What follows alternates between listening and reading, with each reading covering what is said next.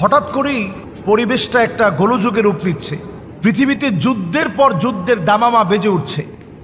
একদিকে ইউক্রেন রাশিয়ার যুদ্ধ থামতে না থামতেই আপনি একটু লক্ষ্য করেন, উত্তর কোরিয়া দক্ষিণ কোরিয়া মারমুখী অবস্থানে। আমি নিজে দক্ষিণ কোরিয়াতে গিয়েছি, সফর করেছি, যেখানে উত্তর কোরিয়ার কোনো নামই নেওয়া যায় না, একটা সংঘাতময় একটা অবস্থায় আছে। পৃথিবীর বিভিন্ন প্রান্তে এখন যুদ্ধের একটা দামামা বাজার, একেবারে টু দ্য পয়েন্টে এখন পৃথিবী আছে।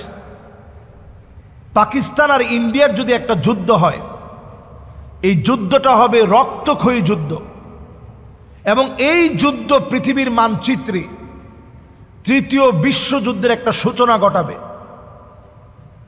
বর্তমান পৃথিবীর যে একটা অবস্থায় এখন পৃথিবী আছে, তৃতীয় বিশ্বযুদ্ধের একেবারে নখদর্পণে, একেবারে দ্বার প্রান্তে পৌঁছে গেছে।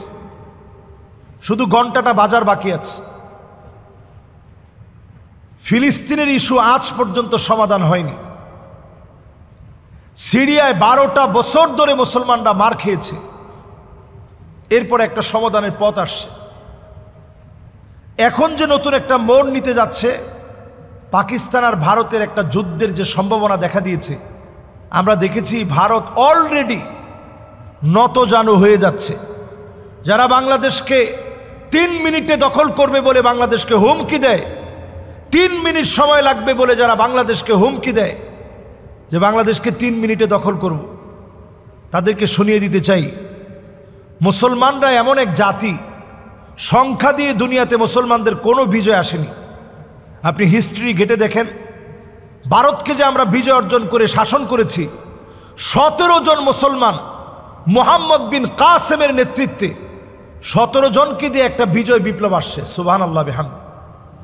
সারা পৃথিবীর হিস্ট্রি ঘাটলে দেখা যায় মুসলমানদের প্রত্যেকটা বিজয় এমন বিজয় ছিল, সংখ্যা দিয়ে আসে নাই। আল্লাহ তাআলা বিজয়গুলো দিয়েছেন নিজ হাতে, আল্লাহ তাআলা দিয়েছেন।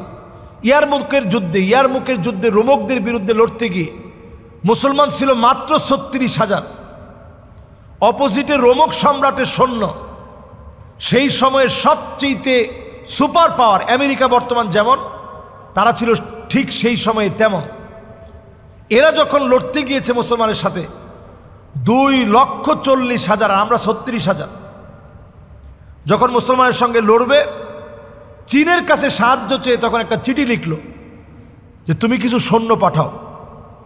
এই চিঠি লিখছে রোমের সৈন্যরা, রোমকরা, তাদের সৈন্য লাগবে, অথচ আমরা মুসলমানরা 36,000। চীনের সম্রাট উল্টা লিখে পাঠাইলো, ইন্না কাউমান লাউ আরাদু আই ইয়াখলা আল জাবাল লা খালাউ। মুসলমান এমন এক জাতি, এরা যদি পাহাড়কে লক্ষ্য করে বলে সর, সর বলতে দেরি হবে, পাহাড় সরতে দেরি হবে না। সুবহানাল্লাহ। চিন্তা করেন ইমানি হিম্মত কাকে বলে। আমরা তো সেই সে জাতি, পাহাড় যদি সরে যায়, মুসলমানরা ছিল সেই জাতি যাদের কথায় পাহাড় সরে যেত। আজকে বড় আফসোস, আমরা এখনো অস্ত্র মিলাই যে আমাদের কয়টা অস্ত্র, কয়টা ক্ষেপণাস্ত্র, কয়টা কি আছে, এইটার সঙ্গে আমরা পারবো কিনা। এই জন্য দুনিয়াতে আমরা মার খেয়ে যাচ্ছি। ইমানের পথ থেকে আমরা অনেক দূরে চলে গেছি। পাকিস্তানের সেনাপ্রধানের বক্তব্য সারা দুনিয়াকে প্রভাবিত করেছে, সারা দুনিয়ার ভিতরে একটা নতুন মোড় নিয়েছে। সেনাবাহিনী যে বক্তব্য দিছে, সুবহানাল্লাহ, আমার কাছে তো মনে হয় এদের কাছ থেকে অনেক কিছু শিখার আছে। যে বক্তব্যের ভিতরে একটার পর একটা তিনি কোরআনের আয়াত কোট করেছিলেন, ইমানি হিম্মত বৃদ্ধি করে দেয় এমন একটা বক্তব্য দিয়েছেন। তা আমরা বলবো, অবশ্যই মুসলমানরা কখনো ভীত হতে পারে না। ভীতি এটা মুসলমানদের সংবিধানে নেই। আমরা দুনিয়া আসছি একবার, চলেও যাব, যাওয়ার জন্যই আমরা আসছি। তবে ভারতের সঙ্গে আমাদের বিজয়, এটা চূড়ান্ত বিজয় হবে। নবীজি বলেছেন রক্তগুলা টাকনু পর্যন্ত চলে যাবে, এরপরে মুসলমানদের বিজয় আসবে। এই বিজয় আসবে, রাসূলুল্লাহ বলে গেছেন। অনেকে, আমি মুসলমানদের মধ্যে এমনও লোকদেরকে দেখেছি যারা এই সমস্ত কথাগুলো প্রচার করতে চান না এবং মনে করেন যে এগুলা বলার দরকারটা কি। এগুলো বলার দরকার এই জন্যে আমরা যেন আমাদের ইমানি হিম্মতকে হারিয়ে না ফেলি। মুসলমান বিজয়ের জাতি, বীরের জাতি, এই হিম্মত যেন আমরা হারিয়ে না ফেলি। আমি বলবো অবশ্যই মুসলমানের সেই বিজয়টা খুবই অতি সন্নিকটে। নাসরুম মিনাল্লাহি ওয়া ফাতহুন করিব, অবশ্যই আল্লাহ তাআলা অবিসম্ভাবী বিজয় দান করবেন এবং অতি সন্নিকটে এই বিজয় আমাদের আসবে ইনশাআল্লাহ। আল্লাহ রাব্বুল আলামিনের কাছে বিজয় চেয়ে যারাই আমাদেরকে ধ্বংস করার অপচেষ্টা চালায়, এদের হেদায়েত কামনা করে, যদি হেদায়েত না থাকে এদের ধ্বংস কামনা করতে চাই। যারা এই দুনিয়াতে মুসলমানদেরকে মারছে, সামনের আযাব আল্লাহর তরফ থেকে আসবে। কোথাও দাবানল আসবে, কোথাও ভূমিকম্প হবে। পূর্ব দেশের দিকগুলোর জন্য ভূমিকম্পের প্রবল সম্ভাবনা। এর মধ্যে ভারত আছে, এর মধ্যে ইন্দোনেশিয়া, মালয়েশিয়া, দক্ষিণ কোরিয়া, উত্তর কোরিয়া, মালদ্বীপ, ভুটান, এমনকি হংকং এবং চীন। নবীজি বলছেন পূর্ব দিকে অনেকগুলো ভূমিকম্প হবে। এজন্য এই সময়ে নিজেদের ঈমানকে মজবুত করেন। এই সময়ে বিজয়ের জন্য সবচেয়ে বড় হাতিয়ার হবে ঈমানি হাতিয়ার।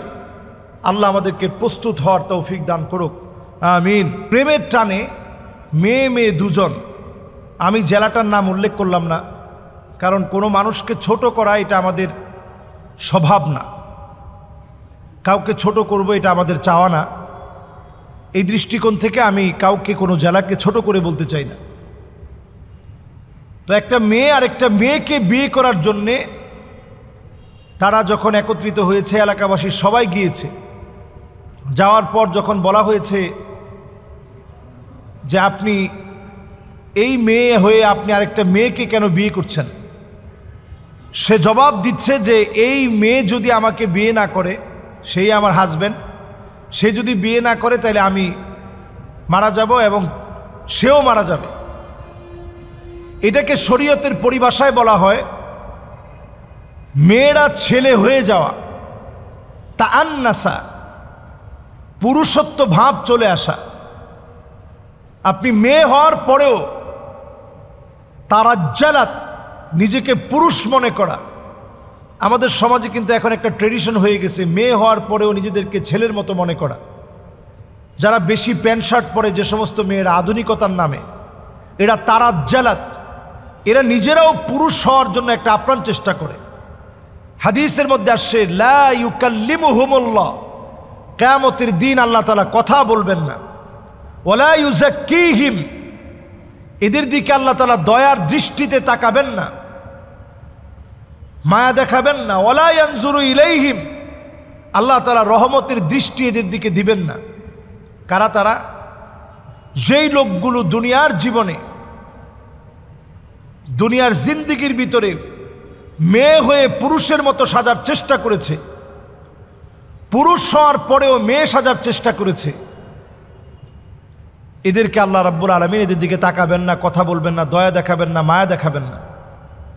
আমাদের এই সমাজের ভিতরে এখন আমরা দেখি, প্রতিনিয়ত আপনি একটু তালাশ করে দেখেন, আমরা এখন দেখতে পাচ্ছি আমরা পুরুষ হওয়ার পরেও মেয়েদের মতো হাতের ভিতরে ব্যাসলাইট পরি, কানের ভিতরে দুল পরি, বুরু প্লাক করি, দাঁত কেটে চিকন করি। এমনকি এখন মেয়ে হওয়ার প্রবণতা এত বেড়ে গিয়েছে ছেলেদের মধ্যে, মাথার ভিতরে আমরা ব্যান্ড লাগাই। এমনকি আমরা এখন এটাও দেখতে পাচ্ছি যে ঠোঁটের ভিতরে রিং পরা, এখানে রিং লাগানো, এমনকি গলার ভিতরে চেইন পরা, এগুলো সব হচ্ছে মেয়েলি বিভিন্ন অলংকার। এই মেয়েলি অলংকারের ভিতরে যদি আপনি নিজেকে সুসজ্জিত করেন, তাহলে এটি অত্যন্ত গর্হিত কাজ এবং কবিরা গুনাহ। এরপরে দেখা যায় ট্যাটু করার প্রবণতা, এগুলো সব কবিরা গুনাহ এখন আমরা করছি। তো যেই মেয়েটার এই ঘটনাকে কেন্দ্র করে পুরা ফেসবুক সহ সোশ্যাল মিডিয়া ভাইরাল হয়ে গেছে, এই বিষয়ে কথা বলা, প্রতিবাদ করা, এটা আমাদের প্রত্যেকের ঈমানি দায়িত্ব। আমি তো মনে করি সুকৌশলে তাকে মাঠে নামিয়ে দেওয়া হয়েছে শুধুমাত্র সমকামিতাকে বাংলাদেশে হাইলি প্রমোট করার জন্যে সুকৌশলে তাদেরকে নামিয়ে দেওয়া হয়েছে। সমকামিতাকে কিভাবে বিল্ড আপ করে প্রমোট করবে এটাকে সাজিয়ে গুছিয়ে নামিয়ে দেওয়া হয়েছে। আর সেই নামিয়ে দেওয়ার অংশ হচ্ছে এই জাতীয় মেয়ে হয়ে বলতেছে আমি মেয়েকে বিয়ে করব।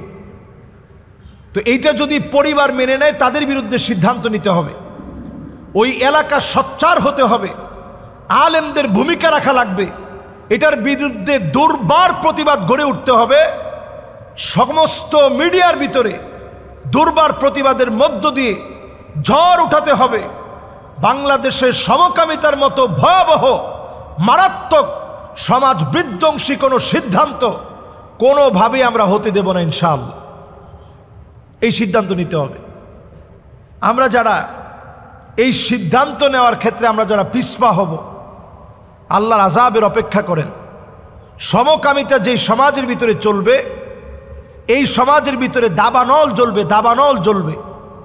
এই যে আজকে আপনি হলিউডের দিকে তাকায় দেখেন, লস অ্যাঞ্জেলেসে দাবানল জ্বলে উঠেছে। এর কারণ কি? এর কারণ হচ্ছে সমকামিতা। সমকামিতা। ইসরায়েলের ভিতরে যে দাবানল জ্বলে উঠেছে, কারণ কি? এদের ভিতরে তারা সমকামিতাকে বৈধ মনে করে, মুসলমানদের উপরে তারা জুলুম করে। তো মুসলিম এই সমাজকে ধ্বংস করার অন্যতম হাতিয়ার। বর্তমান বিধর্মীরা বুঝে ফেলেছে যে মুসলমানদেরকে যদি থামাতে হয় তাহলে এই মহারোগটা ছড়িয়ে দিতে হবে। এই মহারোগ ছড়িয়ে দেওয়ার জন্য প্রায় সময় দেখবেন মাঝে মাঝে এরকম কিছু টুটকা ফাটকা খবর আমাদের কানে আসে যে কিছু একটা হয়ে গেছে, এরকম মেয়ে বিয়ে করে ফেলছে। সাথে সাথেই প্রতিবাদ করা দরকার। শরীয়তের দৃষ্টিতে তাদের শাস্তি হচ্ছে মৃত্যুদণ্ড। তা আমরা তো এখন আইন হাতে তুলে নিতে পারবো না। যদি আইন হাতে তুলে নাও নেই, বাংলাদেশে ইসলামী আইন যেহেতু স্টাবলিশড হয় নাই, আইন যদি আমরা হাতে তুলে নাও নেই, প্রশাসনকে বলবো অনতিবিলম্বে এদেরকে অ্যারেস্ট করুন, অনতিবিলম্বে আইনানুগ ব্যবস্থা এদের বিরুদ্ধে গ্রহণ করুন। ওই এলাকার আলেমদেরকে বলবো আপনারা প্রতিবাদী হয়ে উঠুন, এদের বিরুদ্ধে স্পষ্ট প্রতিবাদ করুন। কোনো মেয়ে বিবাহ বাংলাদেশে যেন না হয়। এটা বাংলাদেশের ভূমিকম্পের কারণ হবে। বাংলাদেশের টেকটনিক প্লেট অলরেডি ফাটল ধরে আছে, বারবার ভূমিকম্প হয়, তারপর আল্লাহ মাফ করে দেন। 2024 সনে 39 বার ভূমিকম্প হয়েছে, তারপর আল্লাহ তাআলা আমাদেরকে সুস্থ রেখেছেন, ভালো রেখেছেন। শুধুমাত্র ওই যে নামাজি আল্লাহওয়ালা মাদ্রাসার তালিবুল ইলমদের কোরআনের তেলাওয়াত, জিকির, আজকারের জন্য আল্লাহ দেশটাকে ভালো রেখেছেন। এই দেশের সৌন্দর্য নষ্ট হবে, সংস্কৃতি ধ্বংস হবে, এটা আমরা হতে দেব না ইনশাআল্লাহ।